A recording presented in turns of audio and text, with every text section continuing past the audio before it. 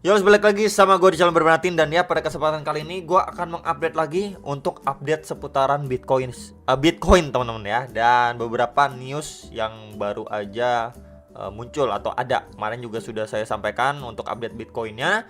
So, dimulai dengan masih seputar crypto.com dulu ya. Jadi memang sekitar 19 yang lalu dari akun Twitter Wu Blockchain ini ya, dia ada nge-tweet beberapa poin mengenai crypto.com dan FTX tonon ya. Ini mengenai USDC ya. Di sini terlalu tinggi high interest earningnya ini sampai 8%. Kemudian juga number of star and sports sponsorship ya, ini sponsor the Lakers for.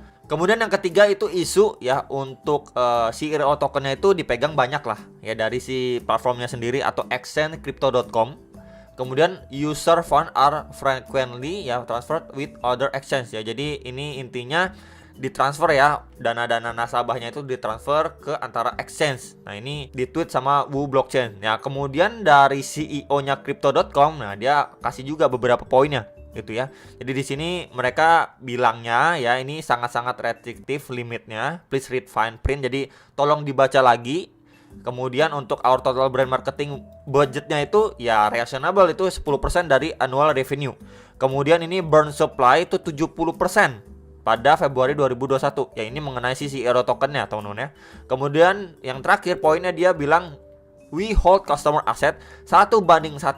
Ya, yang mana itu menjadi demonstrated in audit proof of reserve. Jadi intinya nanti semua akan terbukti ya, apa yang diomongin Chris ini apakah benar atau tidak. Dia sih klaimnya ini 1:1 teman-teman, dan nanti akan masuk di audit proof of reserve-nya ya. Jadi memang yang dari kemarin nanyain apakah crypto.com ini salah atau benar ya, kita tunggu bersama-sama nanti setelah proof of reserve-nya itu sudah disebarkan atau di-share ya sampai selesai auditnya ya, apakah blockchain yang benar atau malah si Chris. Dengan begitu kita akan lebih paham gitu, yang benar yang mana ya, dengan data yang sudah diaudit. Tentunya seperti itu ya.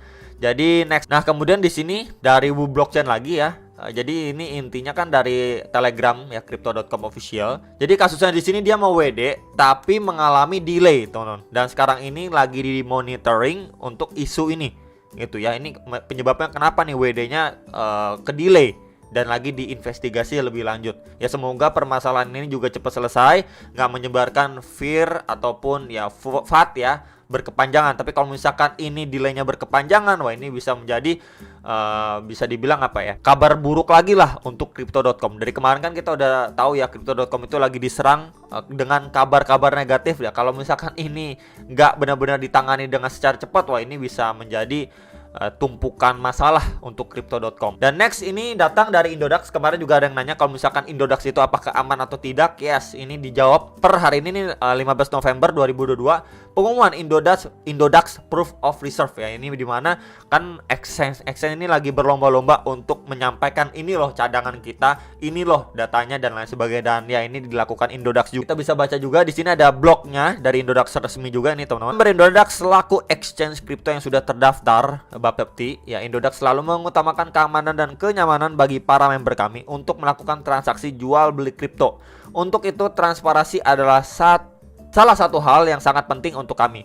Ya, kami melampirkan address banking Indodax secara terbuka di etherscan.io untuk Ethereum dan dompet Bitcoin kami untuk meningkatkan kenyamanan member dan meningkatkan transparansi Indodax. Dengan address tagging ini, member Indodax dapat kapan saja men-tracking dan memastikan bahwa reserve Indodax aman 100%.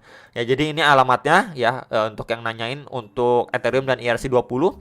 Kemudian ini untuk Bitcoinnya, teman-teman. Jadi kalian bisa cek juga, nanti akan coba saya taruh ya untuk blognya ini di Telegram free. Jadi nanti akan coba saya sharing di situ juga. Kemudian selaku pelaku industri, kami menyarankan kepada exchange lain untuk melakukan hal serupa. Indodax juga sedang berinisiatif untuk meminta regulator melakukan audit total kepada seluruh exchange kripto di Indonesia. Audit yang dimaksud adalah audit exchange secara keseluruhan, bukan hanya sekedar proof of reserve, namun juga proof of liability, yaitu jumlah total deposit member yang tercatat di dalam exchange. Dengan adanya pengumuman Indodax proof of reserve ini, kami berharap member Indodax semakin nyaman dan merasa aman untuk selalu berinvestasi di platform Indodax dan lain sebagainya. Salam hormat, Oscar Darmawan, CEO Indodax. Nah, ini kalian bisa pantau juga. Dan ya sebenarnya ini juga ya yang seharusnya dilakukan untuk menjawab keraguan dan ketakutan orang-orang di tengah sekarang kan exchange ini yang nakal-nakal mulai ketahuan dan lain sebagainya gitu kan, yang istilahnya cadangannya itu cuma dioper-oper antar exchange ya, itu kan parah banget, dan itu yang benar-benar perlu dibuktikan dan diaudit gitu ya per exchange, biar ya kita taruh dana itu lebih nyaman gitu teman-teman ya, lebih tahu lagi ya bagaimana nih exchange ini apakah seperti itu juga atau tidak ya, kurang lebih seperti itu teman-teman. Ini tinggal diklik aja, nanti kalau misalkan kalian pengen cek-cek bisa langsung ke blognya Indodax ya, blog.indodax.com ya. Jadi hari ini akan saya bahas dulu untuk si Bitcoin secara daily time frame. Jadi ini pergerakan secara daily time frame dari beberapa saat yang lalu ya, ketika memang dia sudah kena reject dari warna hijau di sekitar 17.600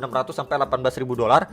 Kemudian ini turun perlahan ya, bertahap, dan turun lagi masuk ke kandang box warna biru di sekitar 15.600 sampai 16.100 dolar. Dan ya ini penurunannya pun secara korektif masih adanya chance lah ya untuk kita bisa lihat at least si Bitcoin itu naik. Nah, naiknya itu kisaran berapa bro? Kita bisa perhatikan untuk kisaran 16.900, 17.000 dolar, atau sedikit lebih tinggi lagi ke next target resistance strong yang di kisaran 17.600 sampai 18.000 dolar. Nah, di antara dua area itu menjadi area penentu. Apakah dari area itu dia untuk skenario buruknya ya, dari area itu dia kena reject lagi, kemudian bisa drop ya ke 14.000 bahkan ke 13.000 dolar, atau memang dia dikasih naik lagi baru di situ kena reject. Nah, ini kita ngomongin untuk skenario buruknya dulu teman ya. Jadi kita nggak share yang bagus-bagusnya aja, tapi skenario buruk yang perlu kita antisipasi. Bagaimana Bitcoin kalau ke reject itu ya, seperti apa sih outlooknya. Nah, ini untuk bearish skenario. Tapi kalau misalkan syaratnya at least secara daily time frame box warna hijau ini harus mampu di break dulu sama si Bitcoin ya, seperti ini. Kalau dia udah break, maybe kan di sini ada 18.500, 18.700 sebelumnya menjadi area support, and then di flip jadi resistance. Kalau di kisaran situ pun dia kena reject, it's okay, nggak apa-apa untuk retest. At least masih di atas 17.600 dolar untuk istilahnya menjadi dudukan barunya dia atau higher low-nya dia before dia melanjutkan penguatannya kembali. Mungkin ngejar 19.000, 20.000 dan lain sebagainya.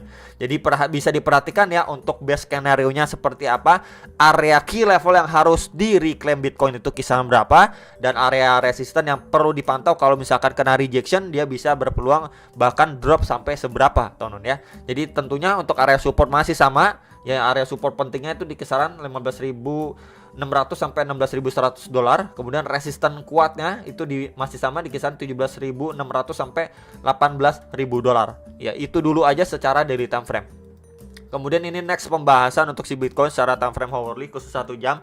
Jadi ini beberapa saat yang lalu, ini mungkin hari Sabtu atau Minggu ya, saya sampaikan teman-teman, untuk si Bitcoin dia terbentuk seperti falling wedge pattern. Kemudian di sini memang sudah breakout, cuman ya di sini kita bisa lihat candlenya itu kecil-kecil, kemudian dia tertahan di EMA 34 atau garis warna biru ini, dan adanya potensi untuk ngejar area support. Dan ya di sini sudah kecapai supportnya, bahkan dia breakdown sedikit lagi sampai 15.840-an dolar gitu ya.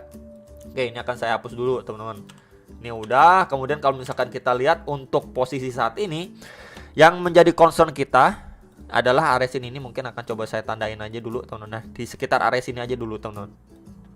Nah ya, di box orange yang pertama ini, karena sebelumnya area ini menjadi area support, and then ini terakhir kali dia pullback kemudian turun drop signifikan, mantul lagi kena reject lagi ya, kemudian di sini menjadi support, and then di sini kita bisa lihat beberapa kali sering banget waktu dia sideway ini kena reject.